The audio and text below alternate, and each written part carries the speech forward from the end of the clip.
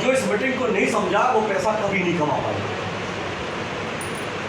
आप लोग हाल में जितने भी लोग बैठे हैं, आज की डेट में ये बताओ कि इसमें से किस किस को नौकरी मिल सकती है?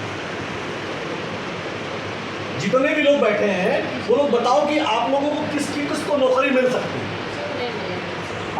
किसी को नहीं मिल सकती। किसी को नहीं मिले।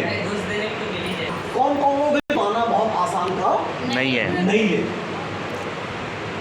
अब दूसरी बात अगर हम लोग कर लिया जाए व्यवसाय की, तो व्यवसाय करने के लिए जो है, पैसा कमाने के लिए क्या चाहिए? पूंजी। बिना पूंजी के व्यवसाय हो सकता है क्या? नहीं सर। एक पान की दुकान भी खोलोगे तो कम से कम 50,000 रुपए चाहिए। चाहिए कि नहीं चाहिए? अच्छी पान की गुमटी भी लगाने के लिए लाख रुपए चाहिए, अच्छी जगह पे अगर आप खोलते हो। और हमारे यहाँ जो है 70 से 80% आबादी ऐसी है, ऐसे लोग हैं जिनके पास लाख रुपया है ही नहीं है कि नहीं? अगर लाख रुपए होता तो वो कोई ना कोई धंधा बिजनेस कर लेते।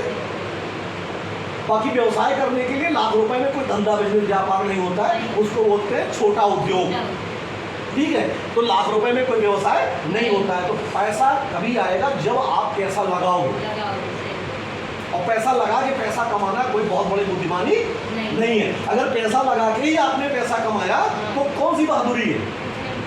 ठीक। तीसरी बात हम लोग कर लिया जाए कृषि कार्य, तो खेती बाड़ी करने से भी आदमी को पैसा आता है। भाई कुछ पैदा किया, अनाज बेचा, सब्जी बेचा, तुमने कुछ बेचा, तो उससे उसको पैसा आता है। लेकिन सच बात ये है कि इसमें से जितने लोग बैठे हैं, शायद ही किसी के पास ऐसा कोई जुगाड़ हो जो लोग सब खेती करते हो या कुछ पैसा मिलता हो, मुझे तो नहीं लगता।